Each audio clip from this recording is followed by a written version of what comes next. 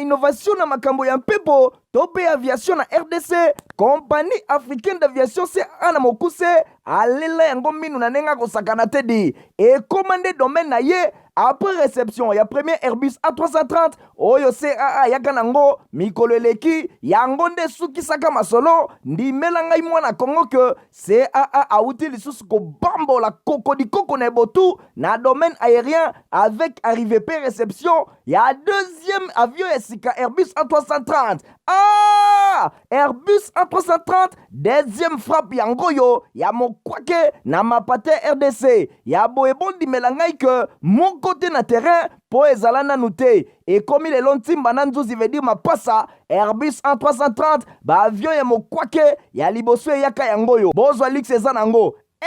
neti soki o matio kitana ote po confort nango ezana ba angle nyonso kobana na bakiti na couloir na first class na classe économique et bongo bozwa ya mibale yango yo nyonso ezana excellence pe noblesse moko hors pair boye bape bosimba que Airbus A330 eza ba marque ba avion oyo bomodaka na international ba compagnie aérienne de renom pe crédible nde basalelaka yango bokokuta yango na bamboka lokola Allemagne veut dire na Matshaft pe ba pays européen ebele kutu batu ya bafaire pe mingi ya minene na monde mingi basalelaka yango po na kitoko pe bopeto na luxe na yango surtout mécanisme ya sécurité eza nango chaque siège ndenge kaka boza komona eza na mwa mini télé oyo kotalela bafilme ennui, fatigue, okotika la koyoka yango te USB na pointe pour na chargement ba téléphone tope ba utilité mosusu Airbus A330 ya mibale ya CAA et combien eza na deux classes first class pour na bino ba grand monsieur na ba grande dame pe ba personnalité misusu ebele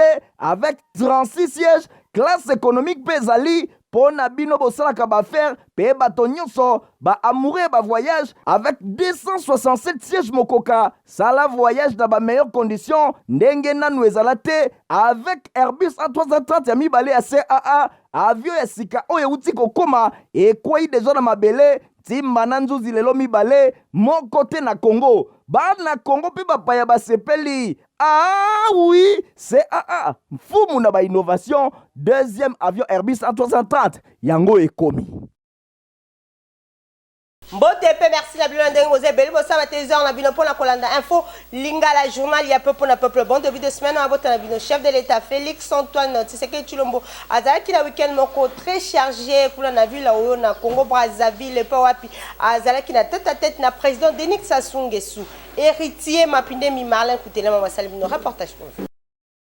Na début à soirée ya samedi 13 mai, le chef de l'État Félix Antoine Tshisekedi Tshilombo a komaki na Oyo na République du Congo. Chef de l'État a salaki visite officielle ya travail ya 24 heures na Oyo, ville située na 400 km ya nord ya Brazzaville. Président Sassou Nguesso yemo konde a salaki déplacement na aéroport de Lombo pour na koyamba mopaya na ye Félix Antoine Tshisekedi Tshilombo na pied ya avion. Après ba honneur militaire pe ba salutation ba personnalité politique ya ba délégation officielle nyonso ya deux chefs d'État bango bazwaki quelques minutes ya masolo na salon présidentiel avant ba partager même véhicule pour na kokende na résidence temporaire ya président Tshisekedi. Ce jour ya chef de l'État na Oyo eza na cadre ya raffermissement ya ba relation bilatérale pe ya amitié pe ya coopération entre deux pays Oyo, République démocratique du Congo pe République du Congo. Dimanche 14 mai ba deux présidents basolo la ki le sous pe elandana ki na séance de travail élargie na ba proche collaborateur na bango ba échange oyo ezalaki mingi penza na oyo etali ba sujet ya intérêt commun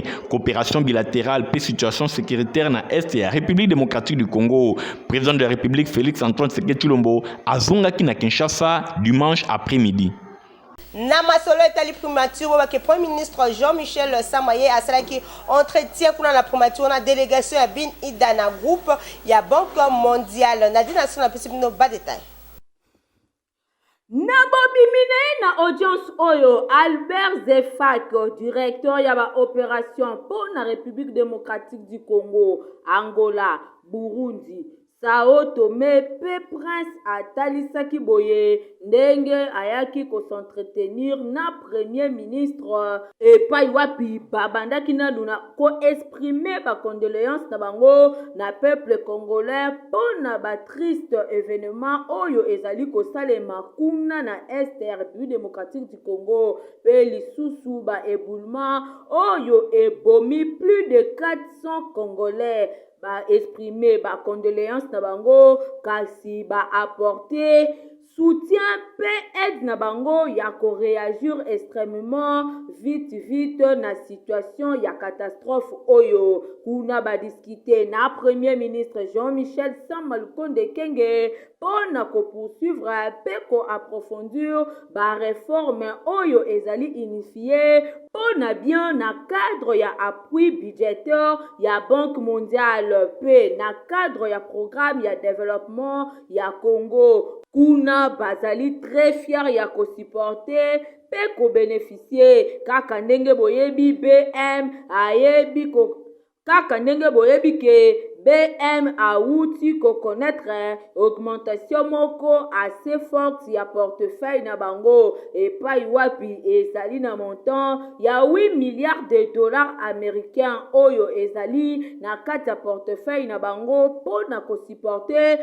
projet ya développement ya République démocratique du Congo na objectif c'est moko ya komona impact moko palpable na vie ya Congolais na yango discuter na excellence monsieur le premier ministre na oyo etali action ya kozwa pona assurer que réforme ekwei pamba te pe maintenir pona bien ya population congolaise. totikala kaka na masolo esali primature na nsima ya mikolo ebele kuna na baactivité na quelques territoires ya province ya Congo central. Délégation ya primature accompagnée na baespère ya CFEF babuklaki mission na bango kuna kitoko kuna na Congo central ezalaki mingi mpona kolandela programme ya développement local ya 145 territoires. Une fois de plus Nadine Asona Muyala. Moi, petit rappel, Bosengeli koyeba ke mission ya ba membre ya cabinet ya premier ministre ezalaki diligenté pona prélure ya descente prochaine ya chef ya gouvernement kuna na province ya Congo central na yango Isaac Bakajika, assistant principal ya premier ministre abengi na ba différents prestateurs na respect strict ya délai ya livraison ya ba infrastructure Bosimbake na territoire ya Mwanda. Dernière étape ya visite d'inspection entreprise cartouche accusé petit retard na exécution ya misala. Après visite ya courtoisie oyo barandaki epa ya madame ya administrateur ya territoire ya Mwanda ba civilité elandamaki délégation antamaki visite na ye na ba travaux ya bâtiment administratif oyo esengeli et abrité bureau ya ate pe ba service mususu. Délégation accompagnée na madame administrateur ya territoire bakendaki na EP1 Sumbu EP Banza kuna na niveau ya EP Sumbu ba travaux ya élévation ya ba mur pona ba différentes salles ya classe ezali presque fini na niveau ya EP Banza. Quelques failles ezali na délai ya ba travaux oyo esengelaki ezala relevé ba bénéficiaire ya ba ouvrage oyo notamment ba directeur ya ba école pe population environnante ba saluer na mongongo makasi PDL 145 territoires oyo ba offrir bango pona mbala liboso ba bâtiment ya matériaux durables pe ya bonne qualité. Délégation akendaki Nancy Mfumu oyo ezali à 20 km ya chef lieu ya territoire ya Mwanda epai wapi ba travaux ya construction ya centre de santé ezali exécuté. Madame Ate oyo azali bénéficiaire ya PDL 145 territoire a salué programme oyo epai wapi ba prestateur basilisi ba misala na bango na délai oyo imparti pe conformément na cahier de charge. Conseiller principal Didier Kioni a salué évolution ya ba travaux na ensemble ya ba territoire ya Congo central et pas wapi objectif ya visite na bango ezali ya ko souligner caractère économique et social ya PDL 145 territoire na profit ya population. Debeta bongo masolo ya seni clôture définitive et opération ya identification pe enrôlement ya ba électeur pe étape ya calendrier poste ya enrôlement ya ba électeur ya ngonde qui sujet au madame Patricia Seya rapporteur ya seni a prononcé qui na discours na ye moko la vendredi 12 mai et qui azabongo na micro ya info lingala na nzela ya Stéphane Skande Peritskind. Mesdames et messieurs, conformément au calendrier du processus électoral 2022-2027 relatif aux élections présidentielles, législatives, provinciales, municipales et locales, rendu public le 26 novembre 2022, la CENI rappelle quelques étapes calendaires à court terme suivantes. Du 16 mai au 20 mai 2023, audit externe du fichier électoral. Le 21 mai 2023, publication des statistiques des électeurs par circonscription électorale. Du 16 au 22 mai 2023, préparation du projet de loi sur la répartition des sièges par la CENI via le gouvernement et dépôt à l'Assemblée nationale. Du 23 mai au 1er juin 2023, adoption de la loi sur la répartition des sièges par le Parlement. Du 1er au 15 juin 2023, promulgation de la loi sur la répartition des sièges. Le 25 juin 2023,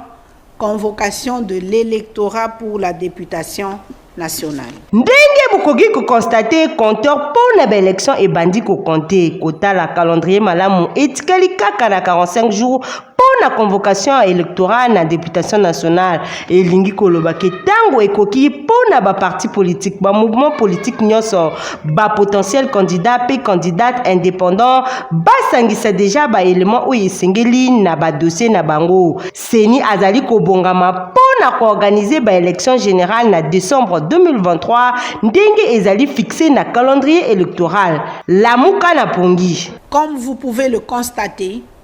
le compte à rebours a donc commencé. Honorable Florent Lebemopia a sangisaki ba échantillon ya base na ye week-end eleki kuna na quartier Kimbangu na commune ya Kalamo epa wapi balobela ki situation ya mboka pe masolo etali enrôlement. Demi bende longwanza zaki sur place na compte infolinga. Babenga kayima tembele simandaku honorable Florent Lebemopia mur ya lamentation ya banafuna a passé qui week-end moko très chargé azalaki na tête à tête na échantillon ya base na ye ya quartier Kimbangu na commune ya Kalamu epo wapi ba bete ki masolo ya ndenge na ndenge surtout na o etali agression oyo mboka na biso ezali victime na yango na Rwanda. Honorable Florent Lebemopia atalisaki na peuple esengeli azala toujours vigilant balinga mboka balobelaki masolo oyo etali phénomène kuluna oyo eza kokoba na ville province ya Kinshasa matembele simandako. Honorable Lebemopia ateyi ba parents ba conscientiser bana na bango pona kosilisa phénomène oyo alobelaki lisusu na ndenge azali koplaider po susiat mosusu esalema penepene ya rivière Kalamu epo wapi population azali kotungisama na phénomène oyo. Mur ya lamentation ya banafuna honorable Lebemopia asukaki wana te ayebisaki na ba invité na ye ke ba élection ekosalema na décembre 2023 na yango esengeli bazala prêt po ete train ici et déjà démarraki kutu ayebisi na bango ke akozala candidat. Population a sepeli makasi. Papa Bolingo, Papa Boboto, Papa Keliboso. Honorable Lebemopia asukisaki na kosala synthèse ya masolo. Tant que nazali na bino awa boye, ezali signal munene. Bino pe lokora pe bozalanga bomoko. Reba neke nazati na bino, ezala pasi za bisembo. Bino pe bolakisa bolingo wana pe que l'ensemble. Surtout encadré bara biso. kulu na ye makasi ta encadre bana biso tante mwana abana tuye pa na yo boboti quelque soit molayi monene na ye to mwana pesa yo boboti. Voilà, en résumé, c'est pour réveiller les gens sur tous les plans possibles, social, il y a misala, il y a sécurité à mboka, il y a baélection. Boyinde ezalaka population alingaka boye lebe mupia koba mosala na yo ekofuta.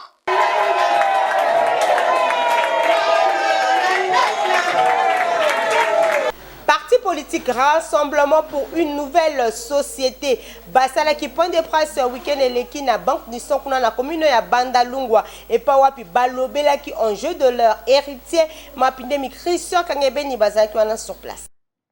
Rassemblement pour une nouvelle société, RNS Namokuse, parti politique, il y a docteur Alafuele Kalala, banima qui point de presse week-end de l'équipe et pas il y a secrétaire général Nabango, Giscard Lula Kilundu. Oyo alobela kimingi situation sécuritaire ya mboka mingi penza na partie est oyo ezali dominé ba groupes armés bazali kokoba ko semer terreur pe ba M23 oyo bazali soutenir na Rwanda bazali kopiller ba richesse ya République démocratique du Congo pe mboka na biso ekomi na ba déplacer interne ebele na contexte difficile oyo RNS bango bazali kokumisa ba effort ya gouvernement oyo bazali kosala tout pona kozongisa kimia na RDC mobimba pe ndenge moko ba effort diplomatique ezali kosalema parti ya docteur Alafuele Kalala RNS bango bazali bongo ko constater que mission militaire ya EAC ba répondre na ba objectif na bango te ya ko combattre la M23 pe bazali ko dénoncer oyo nyonso ezali kosalema mingi penza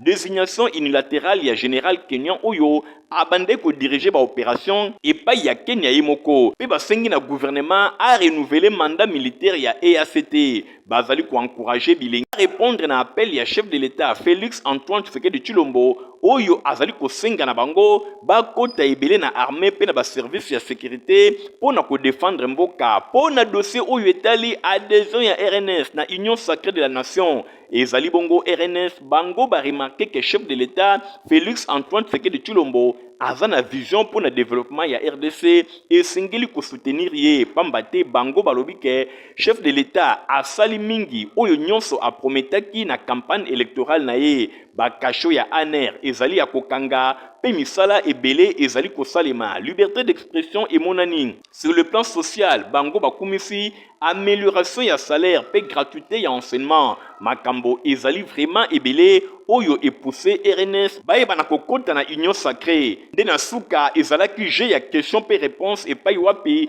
ba professionnel ya média batunaki mituna ya ndenge na ndenge pe bazwaki biyano na monoko ya secrétaire général ya RNS Giscard Lula Kilundu.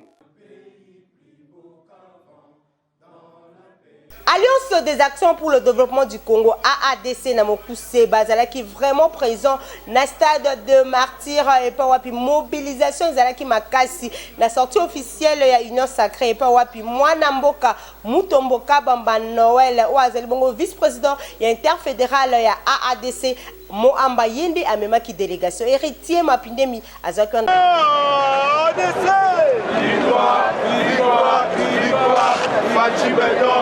Toujours en avant, il est en train. Nyonso ebandaki na commune ya Matete epai wapi bana ya AADC bazalaki mobilisé na ndenge ya kosakana te epai ya président sectionnaire ya AADC pona commune ya Matete mwana mboka Mutombo Kabamba Noël oyo a mobilisaki na ndenge ya kosakana te fièvre ebandaki déjà à partir ya tongo botala bino moko mobilisation ndenge ezalaki total président Mutombo Kabamba Noël alobi La Yannick Olaxake biso tozali balongi toza bato ya victoire tozali awa na sortie officielle ya Union sacrée mpona kopesa victoire na président de la République son excellence Fachi Beton oyo tobengaka victoire deuxième mandat mpona président na biso Félix Tshisekedi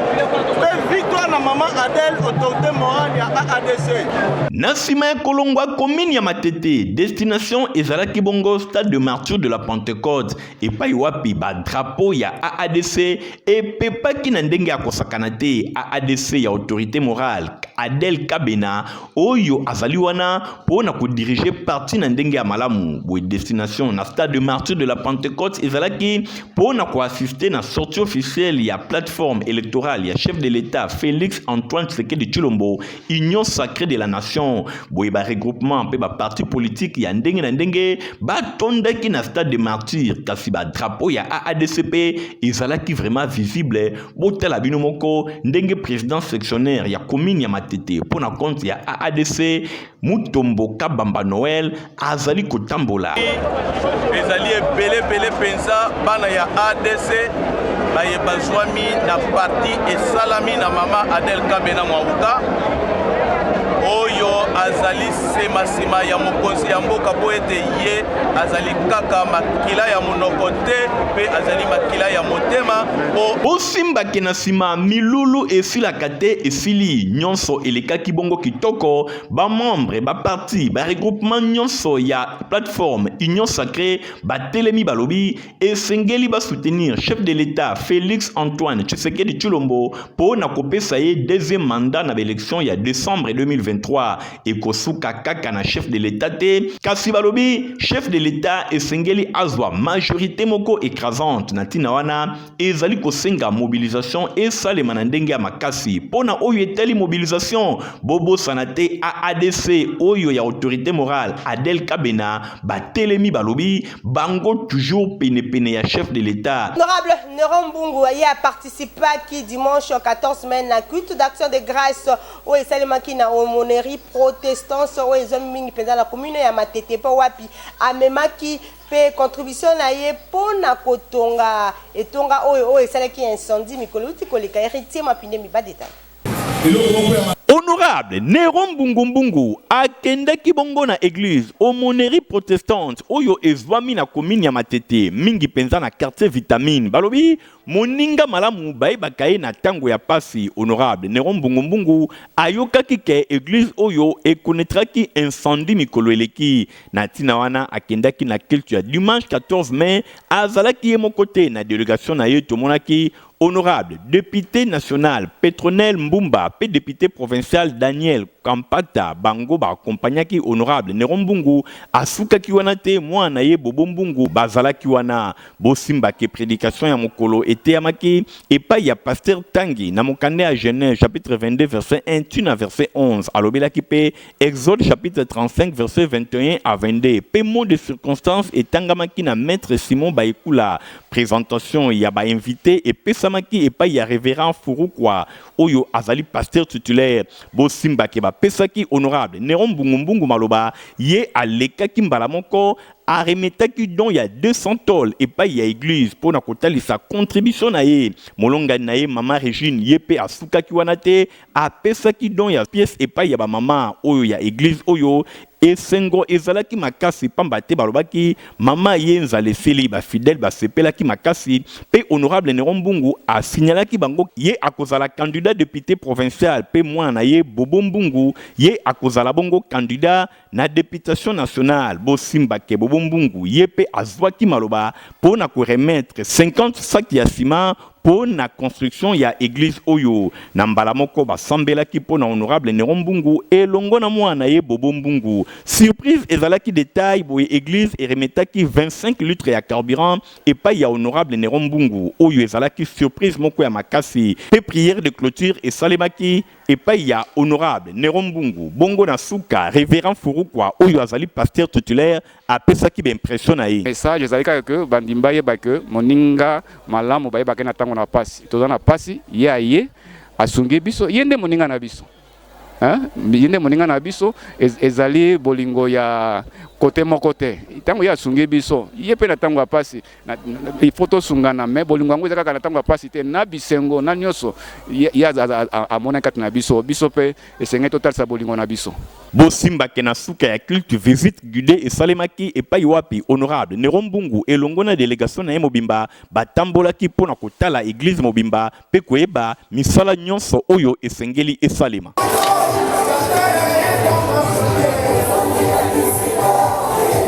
Mutualité les amoureux de Mboudi bayambaki week-end eleki mwana mboka Maître Kennedy Katasi oyo a signé qui peut adhésion na ye kuna na mutualité oyo Nadine Sona edi mbani bazalaki wana compte info lingala.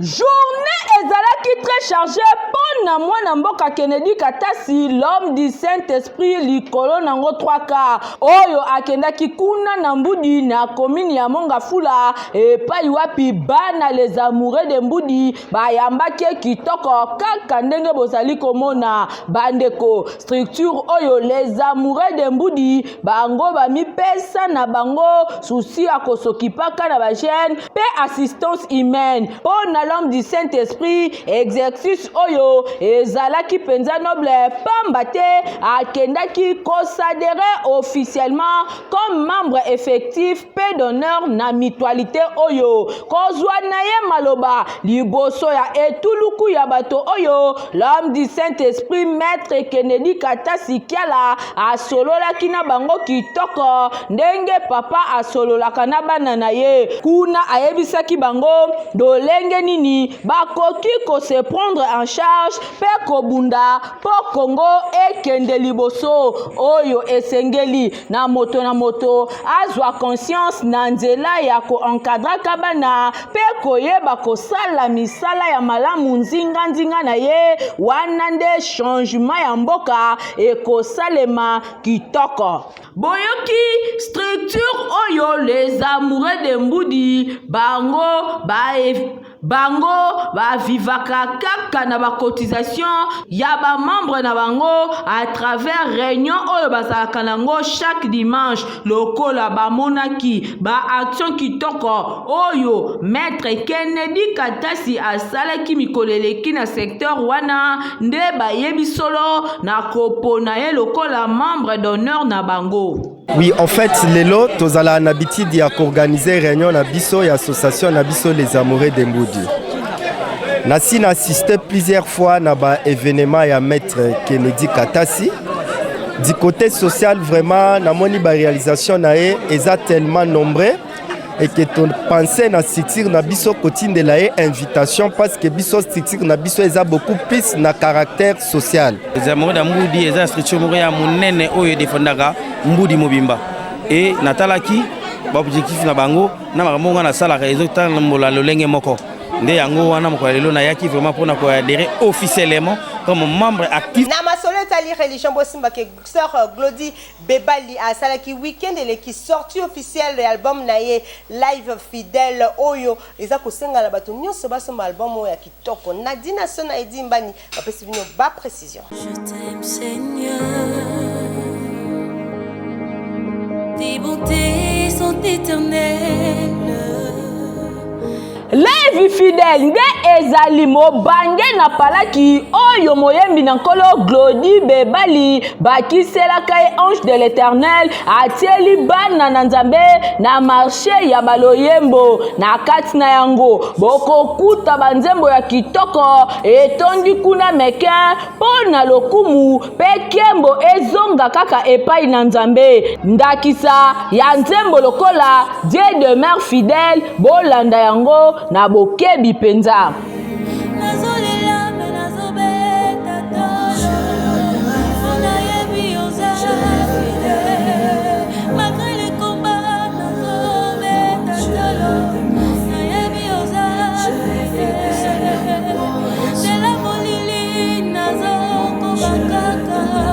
Boyoki bolandi mafuta yo moto olingi oyoka to osomba album oyo kota kaka na ba réseaux sociaux okokuta ngo mobimba na YouTube okobeta kaka Glody Bebali na Facebook obeti kaka Glody Bebali officiel pe na TikTok oniati kaka Glody Bebali basali pe bana na nzambe album live fidèle oyo eyepo na bino boyoka yango oyo esengo te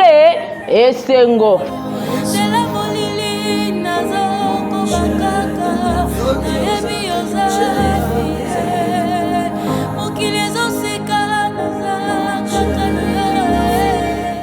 Congo pour pour Christ. CPC na mokuse longo na évangéliste Jean Scar Kizamina Kibila Baza Kolenga la campagne d'évangélisation na stade de martyr ya Kinshasa. Bola na ma précision et longo na héritier Mapinde. Aïe! Ndeko ya Congo! Est-ce que Soyoki Sango ya CPC 2023 Congo pour Christ avec l'évangéliste international Kizamina Kibila Jean Oscar, l'homme de Dieu, l'homme de feu. Yoka CPC 2023 grande campagne d'évangélisation et de guérison miracle. Kanga date malamu du vendredi 18 au dimanche 20 août 2023 à partir à 12h Ngenga dans stade de martyr. Et c'est le seul rendez-vous. Il y a prière pour la mboka, et prière pour la famille. Blocage, stérilité, paralysie, malade et oumeli. L'évangéliste international Kizamina Kibila Jean Oscar à lobby. Si ton Dieu est mort, et c'est le mien pendant 3 jours à CPC 2023 dans le stade des martyrs. Kobo Sanate, conférence des ministres, des serviteurs et servantes de l'Éternel du 15 au 17 août 2023 dans le quartier général. Il y a ministère la puissance du nom de Jésus-Christ. Oyo et Zoami na croisement Capella et chaussée de Guimoueza numéro 8, quartier Yolo Sud, commune à Kalamu, référence Maître Toro. Ah! Pour la CPC 2023, Gana Zangate. Poto malonga pona bana na bino za potiva po mukolo po kokina okomela yango. Ozala ki ebele pona kolanda info ngala journal ya peuple pona pe bosepela kina yango. Obusa merci na Francis Kanza Lokoka azaki bongo na sima ya caméra. Concours rédactionnel Nadine Asona Rito Kindu Marlène Koutelama Héritier Mapidemias par vous qui journal Oyo coordination à Stéphane Skande montage et si maman qui est pas Fabrice Lundombi Christian Kangeben Pepichu Monsia. Au revoir. Ngalabino de bisani rendez-vous mukola lobby. Innovation na makambo ya mpepo tope aviation na RDC compagnie africaine d'aviation c'est ana mokuse alela yango minu na nenga kosakana tedi et commandé domaine na ye après réception ya premier Airbus A330 oyo CAA yaka nango mikolo eleki yango nde sukisaka masolo ndimela ngai mwana Kongo que CAA auti lisusu ko bambola kokodikoko na botu na domaine aérien avec arrivée pe réception ya deuxième avion esika Airbus A330.